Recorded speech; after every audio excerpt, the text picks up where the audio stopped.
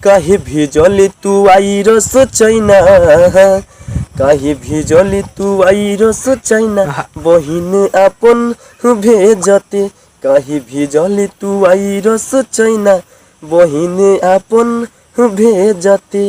भैया हम अजय अनजान राजा जी इंटरटेनमेंट के माध्यम से ये वीडियो बनौनी है।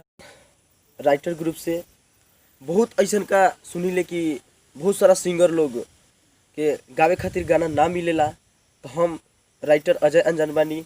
रउआ लोग के कोनो भोजपुरी गाना चाही तो हमारा चैनल के सब्सक्राइब करी, लाइक करी, और चैनल से जाके डिस्क्रिप्शन में से नंबर ली और कॉल करी। हमारा से जैसन का चाहिए वैसन का गाना राइटिंग करवा सकता नहीं। एकरा खातिर ऐसे बढ़िया मौका लिखल गाना बहुतो बा।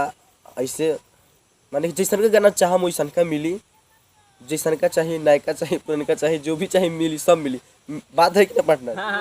हम एगो गाना जुड़ले बनी जौन अभी महामारी कोरोना चल रहा बा, वो पर गाना बाटे। तो लोग अगर चाहता नहीं ये गाना के गाई, मार्केट में फेमस हुई, अब लेट ना करी, जल्दी से संपर्क करी।